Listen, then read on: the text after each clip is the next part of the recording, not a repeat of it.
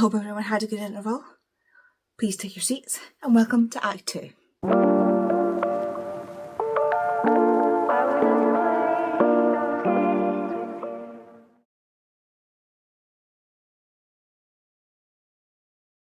Here we are, it is Act 2 of the Hamilton book tag. I hope you enjoyed the first act, and in this part we are going to be doing the songs from Act 2 of Hamilton and all of the prompts for those songs. If you don't know what I'm talking about, you can go and watch part 1 or Act 1 of this tag. I will link it down below, or it is on my channel if you want to go watch it. I did all the songs from Act 1 in a previous video and explained everything that I was kind of doing. So this is an original tag based on the musical Hamilton. This is part 2 or Act 2, so it will be all the songs from Act 2. And this was inspired by a video by someone who's no longer on YouTube. So unfortunately I can't link her videos. I did link the video that I saw that brought me back to her tag that inspired it, so I will again link that below. Like I said, everything is explained in that first video, so I won't go over it again. But basically, this is book tag. I got inspiration from the songs to create prompts to inspire whichever books I'm then going to show you. So I will take a little bit of time doing this. It will take longer than a usual tag, simply because I may stop to explain what the inspiration was, or kind of give you an idea of what I mean by some of the prompts, just to give you a little bit more of an idea of where you can go with some of the ideas. And again, please feel free to stretch the prompts, take them how you want to take them. This is meant to be fun. It's, you know, it's all up to interpretation. So the first song back after the interval is What Did I Miss?, which introduces us to Thomas Jefferson. And for that, I want you to give me a book that has been getting a lot of hype, but you haven't read it yet, and you feel like you're missing out. Or for people who like to add a little bit of controversy and spice in there, a book that is really hyped, but you just don't quite get the hype for it. And for the first part of that prompt, so you can do either or. I'm doing both just to show you what I kind of mean. So a book that's getting a lot of hype, but you haven't read it yet and you feel like you're missing out, I'm going for Girl, Goddess, Queen. I have been seeing this all over my TikTok FYP, and I am dying to read this, but I've just not had a chance to get around to it. I ended up going to Waterstones and picking up this Spade Edge edition, and I kid you not, like 5 minutes ago, seen the same edition for the new book by B, and I need it because it matches. It's got the same sort of edges, and I've not read this yet. This is a Hades and Persephone retelling, and it was all over my FYP, and B herself was all over my FYP, and I'm just absolutely dying to get to this.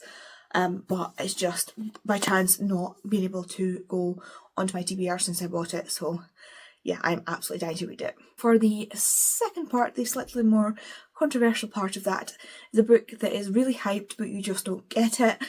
I'm a little bit out of date with this one, but I have put down Crescent City, I can't remember the last one, the last one in that series, just because I've been seeing a lot of vlogs with people reading it lately, and like, it's just the hype for that book when it was coming out was giving me a headache seeing it. Like, I don't care. And I get that so many people are excited because they love the author, they love the series, but see, when you're not excited for something and that's all that's on your socials, it starts to get old really, really fast. I'm glad that people are excited. It's a shame that people are not enjoying it, especially when they were so excited, but I would like to not be hearing about it anymore, thanks. The next song is Cabinet Battle number 1, and for that I want you to show me a book with politics. For that I've decided to give you Altogether Dead by Charlene Harris. This is one of the sort of middle-ish books in the Sookie Stackhouse books that kind of goes in this space here, and this book here specifically, Sookie attends a summit with all of the vampires in South North America. Oh, it's really hard, so the Southern American vampire, the Southern North America oh my goodness, why can I not say that? So it's the North American continent but the southern part of the North American continent, I believe. Anyway, so she is there as part of an envoy with the Louisiana vampires, and so it's basically like this big political summit that she attends with the vampires. And yeah, so there are a lot of politics that take place. There are trials, there are marriages, there are all these different things that you get to see as part of the power plays and politics of the vampire world, and you get to learn a lot about how their society works in ways that you like aren't introduced or aren't shown to humans in this world. So it's really, really interesting. This is one of my favourites of this series. Like, this is really, really interesting to me, where they go to Vegas and they see, like, I don't even know if it is just the southern, like the south. I don't know if it's like the whole of America, like North American vampire kings and queens, but it's one of my favourites. I really want to reread this series soon, but I've just, again, not gotten around to it. The next song is Take a Break, and that is a book with a character who's a workaholic or can't do things just for themselves or to relax, with somebody who really just keeps going, working, and just, you know what it's like. You know, this song is when Eliza and Angelica are trying to talk Hamilton, Alexander, into taking a break and just get away, and he just keeps telling them, I can't until I get my plan through Congress, and that's all he can think about. And for that, I've chosen Book Lovers by Emily Henry. Our main character in here, Nora, it says here she's a cutthroat literary agent, and at the top of her game, her whole life is books. She is literally like, all she thinks about is work. She keeps losing boyfriend after boyfriend because all she can think about is work. All she can do is just work. Like, she is literally, it says at the start of it, I knew this was going to be a 5-star, because in the first chapter, or in the prologue, I can't even remember which it is, it talks about how she is that character where, like, she is not the main character in these books. She is the girlfriend, the cold city girlfriend that gets broken up with for the main characters to have their happily ever after. And she is that kind of, like, she is so dedicated, she's married to her job, and she never changes. Like, that is what she's like, and she just, to me, just fits this prompt perfectly. The next song is Say No to This. I don't know about anybody else, but, like, see, the minute I hear the first, like, the introduction to the song, it gives me that, like, really, like, foreboding feeling. But yeah, this is a book where a character makes a huge mistake, and for this I've chosen Yellowface by Arv Kwang. And talking of huge mistakes, I've just tried to take the sticker off of this, and there's a special place in hell for people who made the decision that these books need to have stickers on them. They signed by the author. Like, I get it, but like, look at it. Anyway, yeah, I just, like, I get, like, the staff have to do it, so I'm not blaming the staff, but whoever head offices was like, you need to put stickers on these books. Special place in hell. There's a special place in hell for you. Anyway, so that's your huge mistake. But yeah, so this book is basically just about this continuation of massive mistakes. Or, I don't even know if mistake's the right word, but this is about June, who is an author, and she is friends with another author, and I can't remember the other author's name. That's terrible. Athena. So Athena is an Asian author. I don't know if she's Asian American or Asian British. I don't remember if they're American or British, or I think they're American. So Athena and June are kind of frenemies, and Athena invites June over one night, and they decide to have a pancake eating contest, and Athena chokes and dies on the pancakes, and June decides while she's there, and like the paramedics are dealing with Athena, to steal Athena's manuscript, because Athena is a much, much more successful author than June, and June is jealous and thinks that it's partially because Athena is Asian, and so June takes her manuscript and passes it off as her own, despite the fact that the manuscript is about it's a historical fiction manuscript about railway workers, Asian railway workers, and June does certain things throughout the novel to make herself appear more ambiguous in her authorship. So she changes her name, she lengthens it from June to Juniper, uses her middle name, I believe. I can't remember if it's a middle name or a made up name. So she goes by the name Juniper Song to make herself seem more Asian, to get away with using this manuscript. And it's kind of like just this, this is basically, it's not a satire, but it's almost poking fun at the publishing industry and bringing to light a lot of the distrustful and distasteful and sometimes, you know, really horrible things that the publishing industry does, and while also having this sort of thrillery edge at the background of it as well. And yeah, this is just the mistake after mistake. Like, June has so many times, there are so many times that she can come forward and admit what she's done and make things better and do the right thing, and every single time she chooses to do the wrong thing. And that, I think, just encapsulates exactly what Hamlet does in this point in the musical. He just makes every wrong decision that he can, and that's kind of what June does. She just makes every wrong decision and just gets deeper and deeper and deeper into her lies. I also have this beautiful edition thanks to Vicky. So yeah, Special Place in Hell. I can't, every time it moves, I just see the little reflection.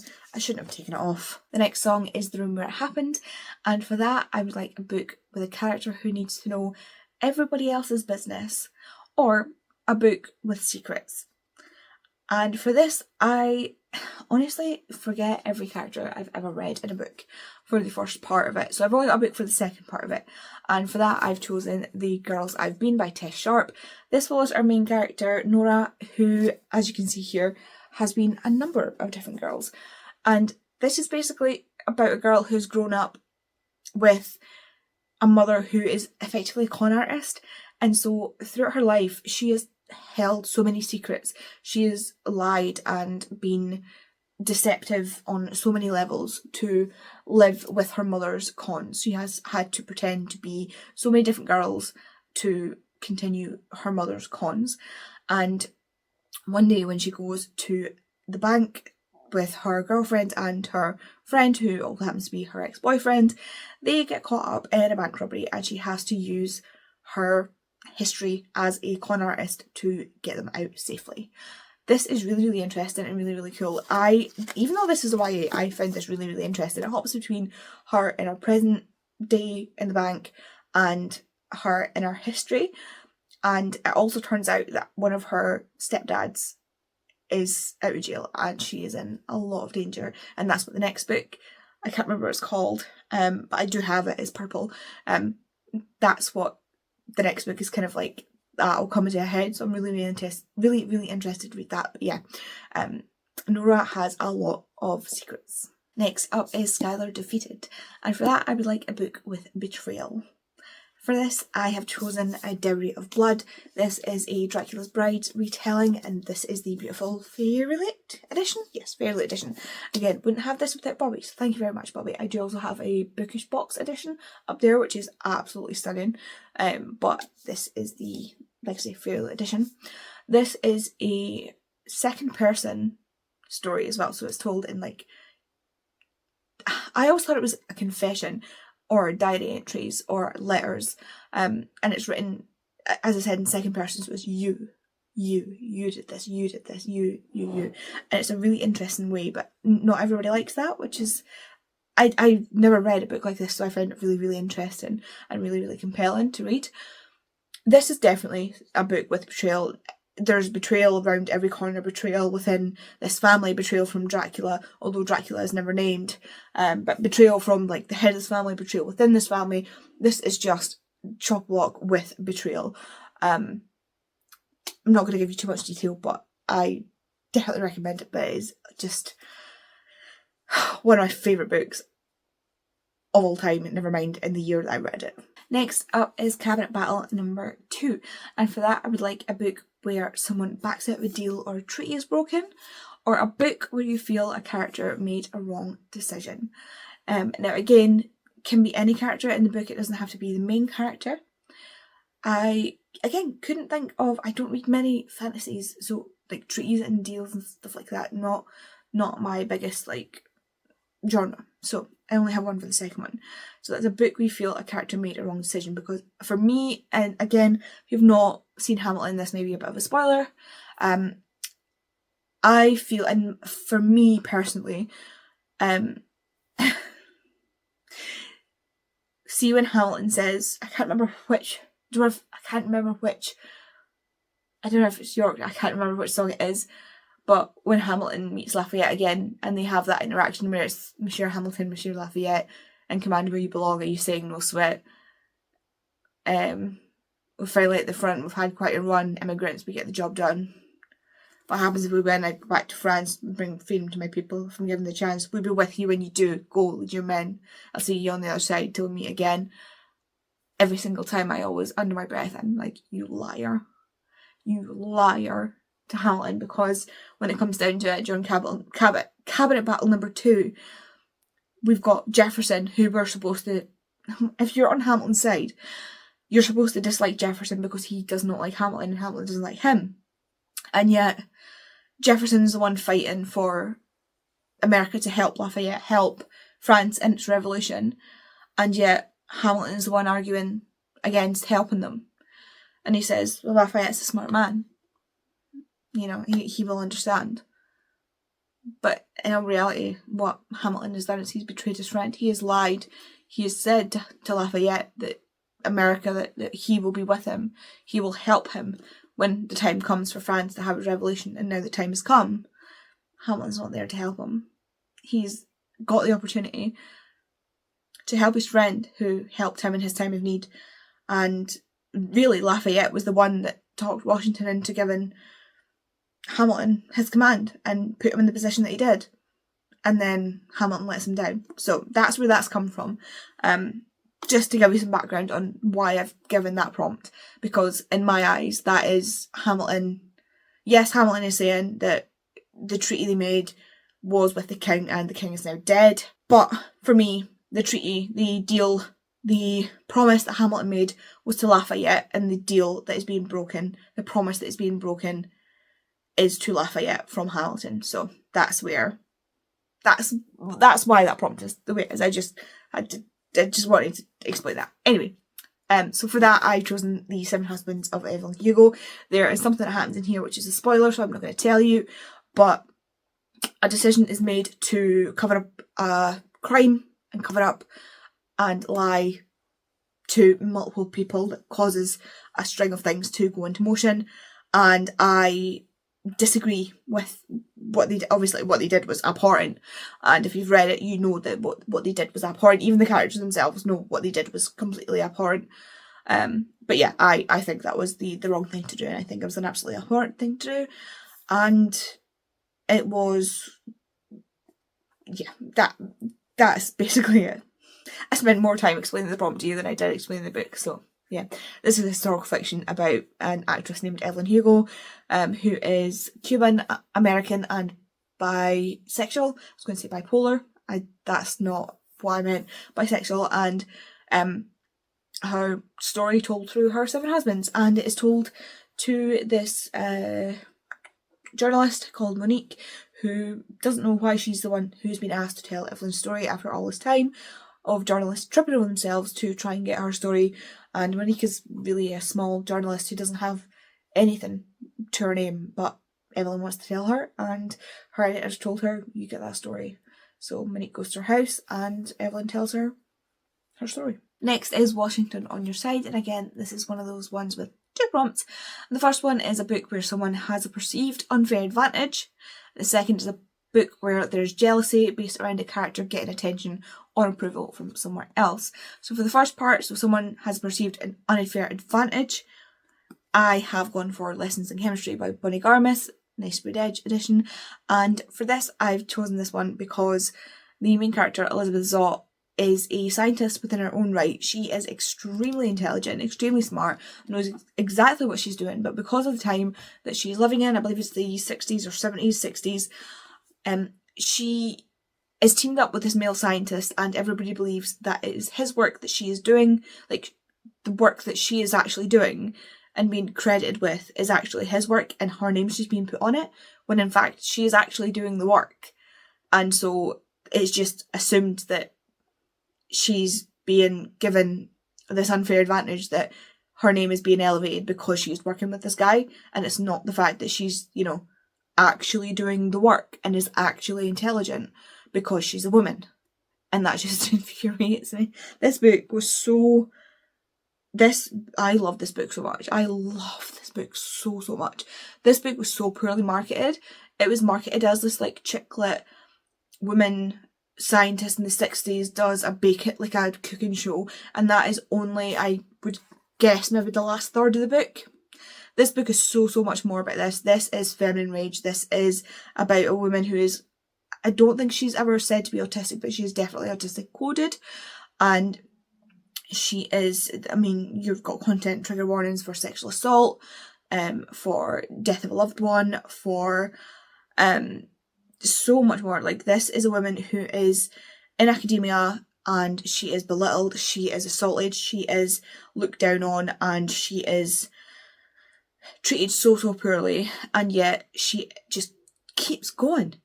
She just keeps on going, and then she meets this man who not only trusts her and looks up to her, but he looks at her like she hung the moon. He completely loves her, and they start this relationship, and unfortunately that ends horrendously, and not because he is bad to her, he is wonderful, but spoilers. And she then has to go on and figure out how to live her life in this world where women are not treated well. And it's just, you know, in the end she ends up on this cooking show, and through this cooking show she decides that she's not only going to teach women how to make good food, nutritious food, but she's also going to teach them chemistry, and she's going to teach them properly, and it's so good. For the second part, so the part about the jealousy, basically when a character gets attention or approval from someone else, I've decided to go with City of Bones, or just in general the Shadowhunters book, or at least the first sort of trilogy in this series, by Cassandra Clare, and that is simply because, let's face it, we all know that Alec hates Clary simply for the reason that Jace likes Clary. He is jealous, and that is the black and the white of it. End of. He is jealous, and that is it. Next up is One Last Time, and for that I would like a book where the character leaves a job or walks away from a toxic situation. And for that I've chosen Unsteady by Peyton Corinne. And this one I've chosen for a couple of reasons. If you've read this, you will know why. Like, I'm not going to spoil it for you, but like, there's so many like content trigger warnings in this book, but like, the main female character in this has a really toxic and horrible family situation. Her dad is an alcoholic, and it's just a really horrible situation that she's in, and she stays because she has two younger brothers she has to look after, and she just cannot leave them to be in that situation. She is like the only proper adult in the situation, and I do love the way that Peyton is able to do that, but also show that the alcoholism is a disease, that the addiction is a disease, and she doesn't paint it black and white that he's just a bad person. But at the end of the day, Sadie, I can never remember character names, Sadie still has to walk away from that situation. She still has to draw a line and say, this situation is not safe for us, for them. I need to walk away. I need to take them and walk away. And I have so much respect for Sadie as a character, and so much respect for Peyton for the way this is handled. There was so much in this book that is so fantastically done. This is actually, I need to read this book again, because the original version that I read was a self-published version, and this book has since been picked up by Simon & Schuster, and it has gone through an editor, and certain plot points and stuff like that have been gone over by an editor, and things have been picked up, corrected and stuff like that, and I'm just really looking forward to having a reread and seeing what they have done, changes that have been made and things like that. But I cannot give more props to Peyton for the way she handled things like this. But again, the way Sadie deals with the toxic situations that she has been put into, and the way that she's able to step back and say, we deserve better, and even though you're my dad and I love you, enough is enough. So much respect. Next is I Know Him, and that is a character who is, in your opinion, completely useless. And for me, this is a book that I've just recently read, and if you've read this, I hope you know exactly who I'm going to say. If you've not, you've got the pleasure of meeting this douchebag. And it's Peter. And that's not a spoiler in any way, shape or form. This book is about our two main characters, Miles and, now I can't remember the female character's name, Daphne. Miles and Daphne. And Miles and Daphne were dating Petra and Peter respectively. And Peter is just the most chocolate teapot of a character that I've ever had the displeasure of reading. I hate him. I hate him so much.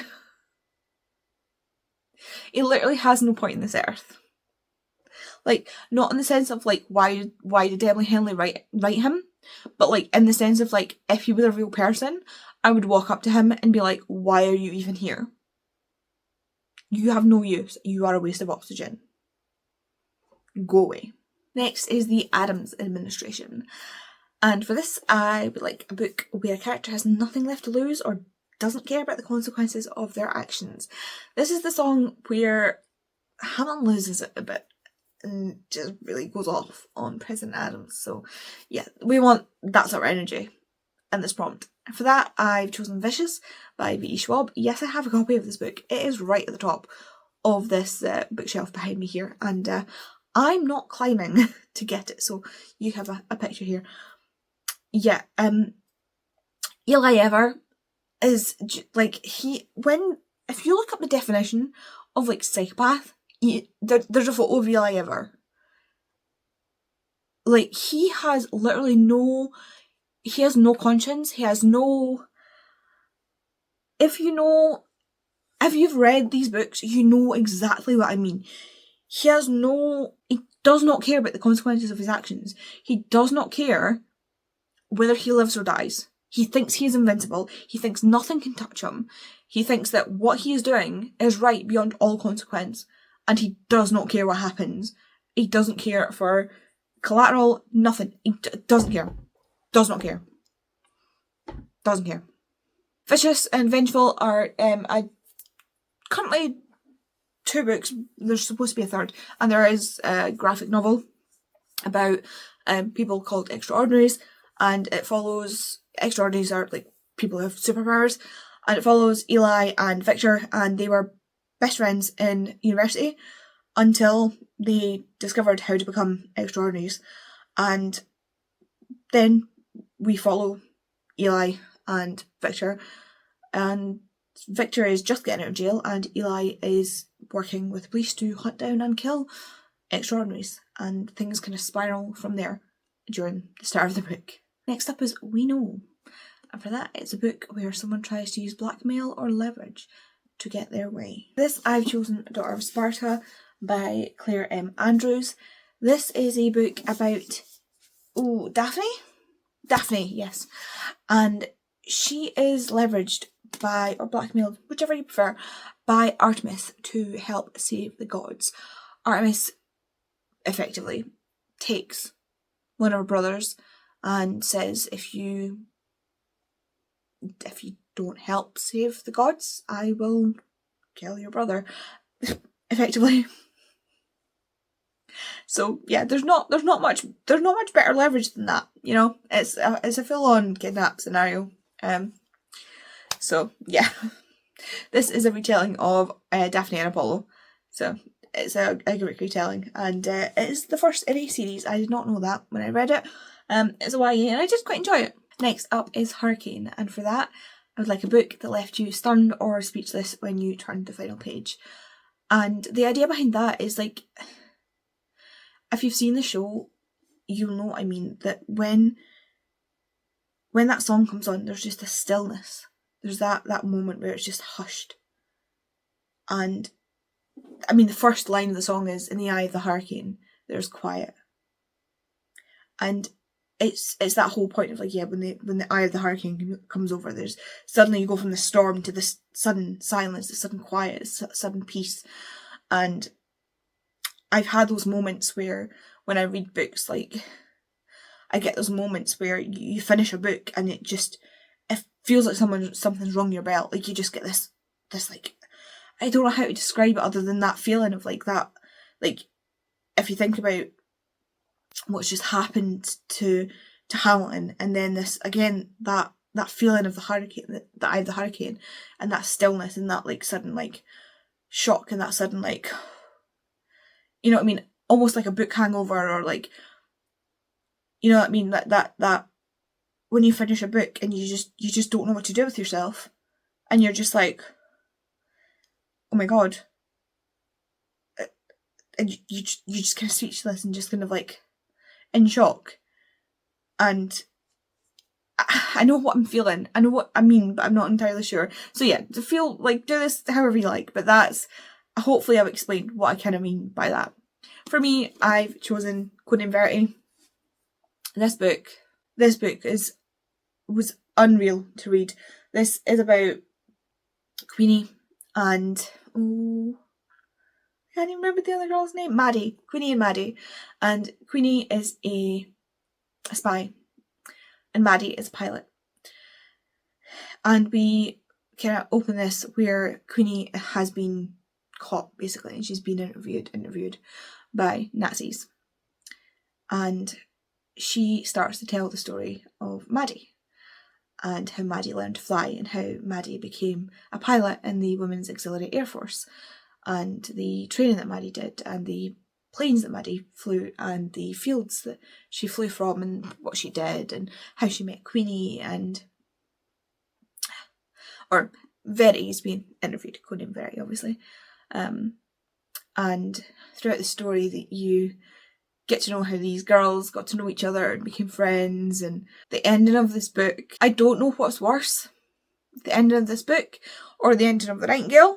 Quite possibly the ending of this book. Oh my god. But yeah, the ending of this book, it absolutely rattled me, and it had that moment where I finished the book and I was like, oh my god.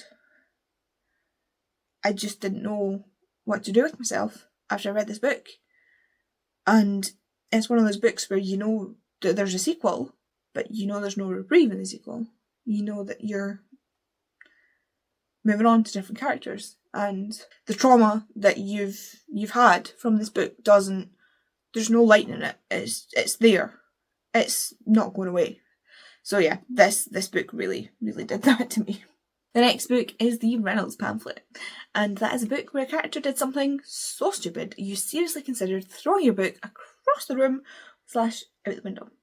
And I'm thinking, like, you know that scene in the Silver Linings Playbook, and like this scene lives rent-free in my head, where he's sitting in bed and he's reading the book and he just goes, what the and he just throws the book, and then it cuts to outside and you just see it go through the window and out into the street.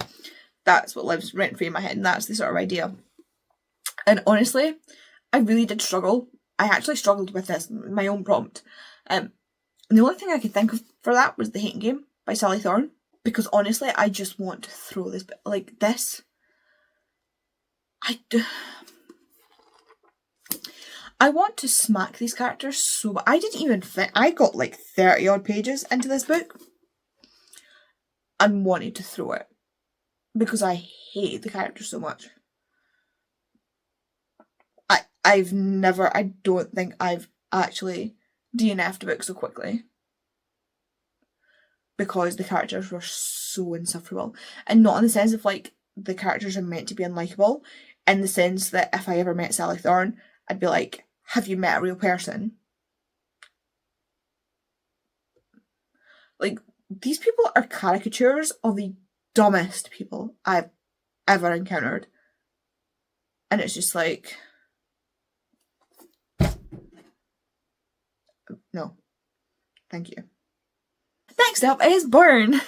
And for that, I would like a book with a character you will never forgive, or an author you will never forgive for something they did in a book. And I say in a book because there's definitely authors I will never forgive for things they've done in person. So we are not going there in this tag. But for that, I've decided to go with Stone Blind by Natalie Haynes. Yes, shockingly, I still have this in my possession. I have the Waterstone Special Edition, so it is on my Vinted, because I am not letting this go. I'm getting my money back for this, because I'm never buying another Natalie Haynes book after reading this. I'm not even sure if I don't think I'm gonna. I don't know if I'm going to unhaul the other one I've got, because the other two I've got, did I have two? Or what? Like, I do have other Natalie Haynes books that were fine. And then I read this, and I was like, what the what is this? Because this promised to be Medusa's story from Medusa's point of view. And all I got was, okay, we're talking about, okay, we're Perseus again? Oh, we're Perseus again. Oh, okay, we're Perseus again? Oh, now you're telling me I'm awful because you're telling me I'm awful because I feel bad for Perseus, even though I don't feel bad for Perseus, and you're just being an asshole to me. Okay. Like, this book made me dislike this author so much. I'm never picking up a book by her again, and it actually put me off Greek retellings. Well, I actually had Greek retellings sitting on my TBR because I won't read them anymore, because of this author, because of this book. So, thanks for that, Natalie Haynes. You've actually ruined Greek retellings for me. I'm still so mad. Like, you've barely put any of Medusa in this. It is like mostly Perseus, and then a little bit, and then like a section attacking the reader, calling me an arsehole, even though you're the one writing it from Perseus' point of view, claiming that it's about Medusa. No, absolutely not. So yeah, I'm never going to forgive Natalie Haynes for that. I'm just not. It's not happening. But if anybody else liked it and would like the special edition, you know, different books for different people. Next is Blow Us All Away. This is where we meet Philip as a kind of adult. He's like 19. He's only 19, but his mind is older. He's still an idiot though. Like, honestly, like, these men in this musical, dumbasses. And this is a book where a character bites off more than he can chew. And this is a book where a character bites off more than they can chew. For this, I've chosen Vampire Academy by Rochelle Mead. I love this main character, Rose. She is one of my favourite characters of all time. Like, do not get me wrong. I love Rose with all of my heart. But babe. You're not trained. You're in high school. And you think you can do the job that trained adults are struggling to do. You get your ass handed to you on the daily by Dimitri, and you think you can do the job that trained adults are struggling to do. Girl, no. She really does. Like, she thinks, like, the start of this book is literally her thinking she can just do whatever she thinks, do whatever she wants to do. And she can't. Like, even it's funny because when I first read this, when I was like closer to her age, I was all with her. See, as an adult, I'm like, babe, no. She, like, this whole series is about her biting off more than she can chew. And it going disastrously wrong. Like, disastrously wrong. Next is It's Quiet Uptown, and that is a book that hit you hard emotionally. Because I tell you, It's Quiet Uptown, if you see me while It's Quiet Uptown is on, you just see the tracks of tears. For that, I've chosen Last Night by Farrah McFarlane. This book may not have hit me as hard if I hadn't read it when I did, and if I wasn't taken by surprise. I thought this was going to be a funny rom-com, so I read it when someone I know had just died. So this book is about a friend group who have to deal with what happens when one of them dies. Unexpectedly. I swear to God. The universe has got a sense of humour.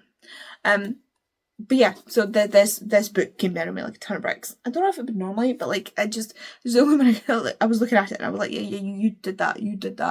But basically this is, they go out on a night out, this group of friends, they're out at the pub doing like a pub quiz and stuff like that, and they all go home. A couple of them go home to the other one's flat, they have a good night, they chat, they go to bed, they get up the next day, a bunch of phone calls, missed phone calls, and she's like, they're like walking somewhere to get breakfast, and she phones back like, what is it?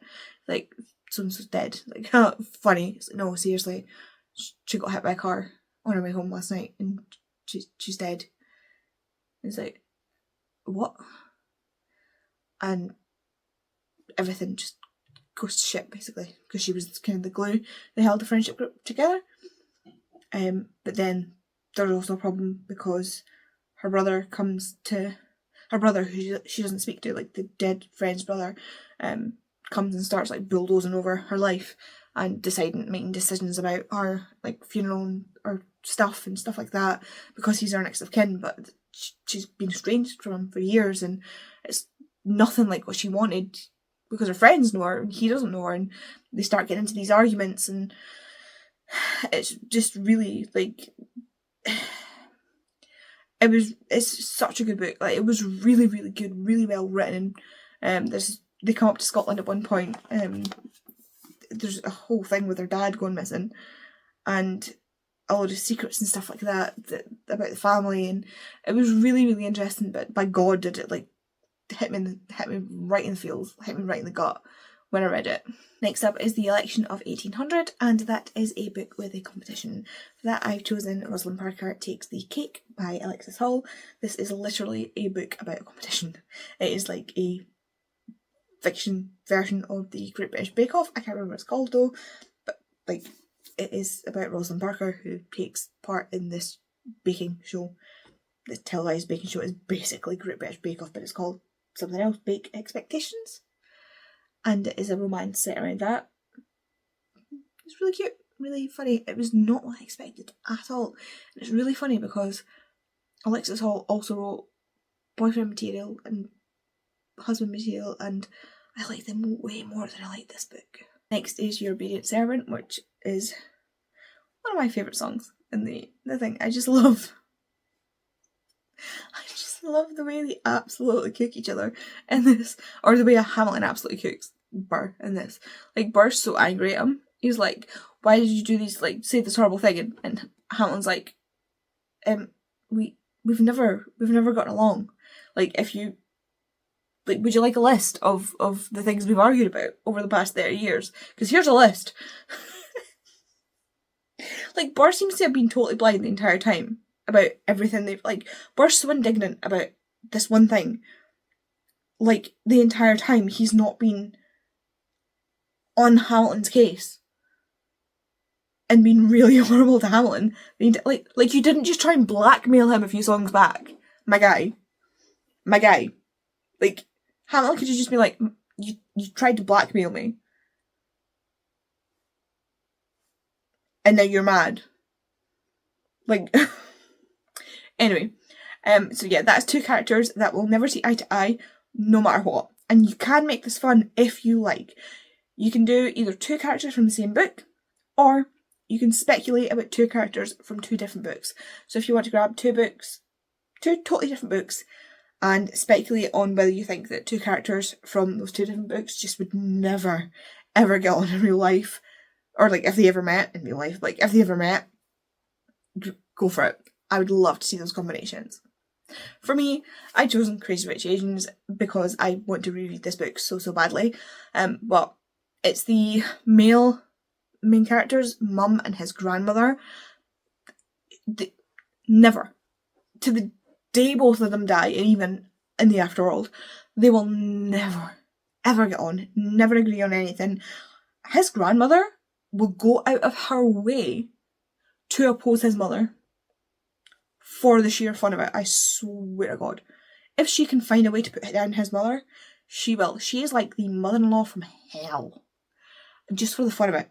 And I'm not entirely sure which one, like, whose side I'm on. Because his mum, also, the mother-in-law from hell. Like, she is so mean. So mean. But I feel like she's mean because of how badly she's been treated by her own mother-in-law. So, like, I can't decide. It's so, like, complex when it comes to that. But, yeah, these two will never see eye to eye on anything. Next is the best of wives and best of women, and for that I would like you to name your favourite female main character or favourite female character in general, or a female character who deserved better. For me, I'm choosing Tommy Grayson from Who's Afraid.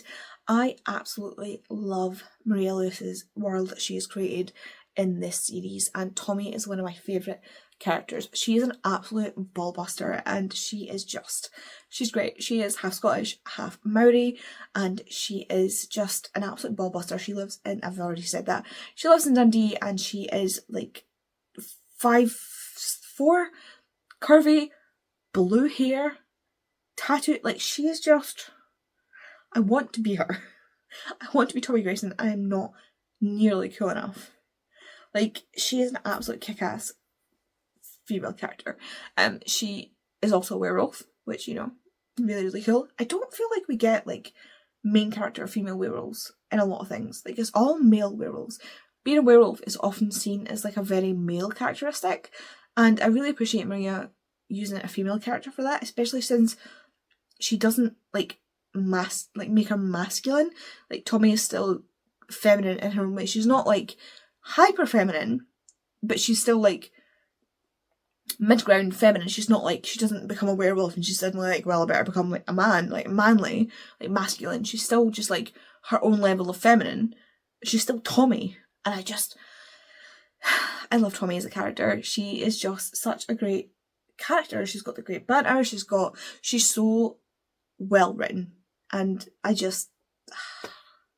love her so much. Her female characters in general are great. Like, in this entire series, all of her main characters are female main characters, but Tommy in particular just has my heart. The next song, and the penultimate song of the musical, is The World Was Wide Enough, and that's a book where the character does something and then deeply regrets it. For this, I've chosen Strange the Dreamer, and I can't say what this is because it will spoil part of the book, but there is a decision that one of the characters makes, and it is something that haunts them for kind of the rest of their lives.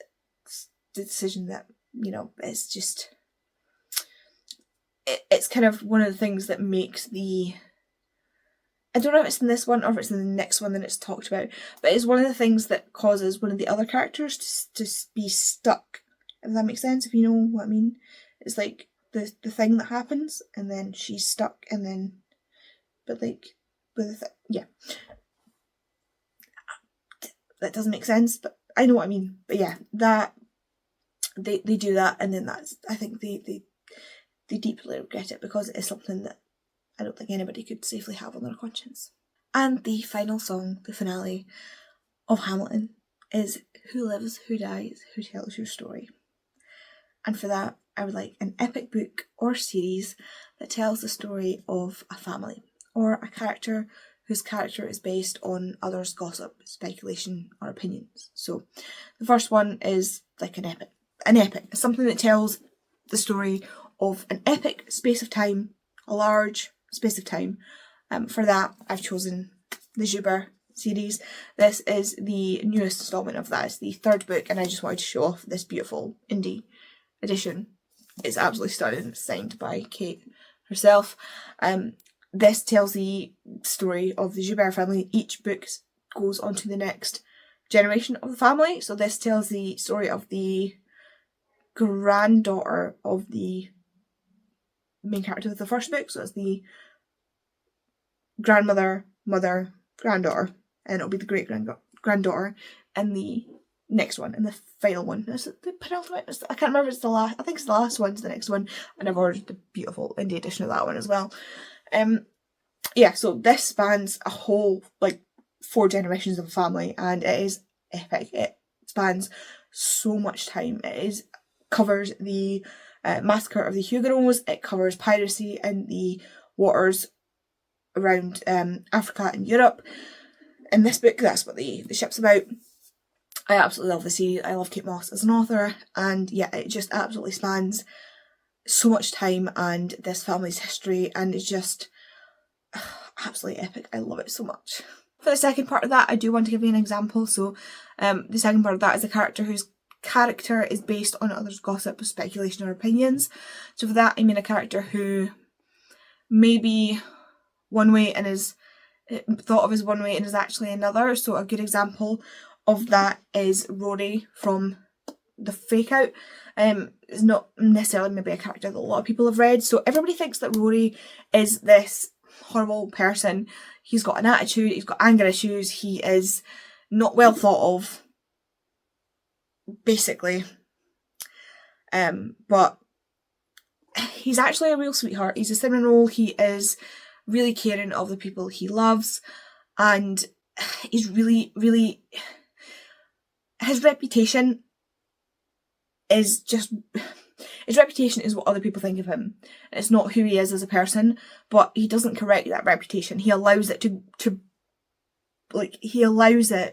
to be how other people see him, because he just thinks it's easier to let people think whatever they think, and it means that he can't disappoint people. Like, if they think he's a horrible person, he can't disappoint them because he's been hurt so much in his past. And it's that sort of person that I mean, like people who allow others to make a reputation, allow others to build that character for them, instead of showing who they truly are themselves. And then when you find out who they truly are, they are completely different from what others think they are. I hope that makes sense.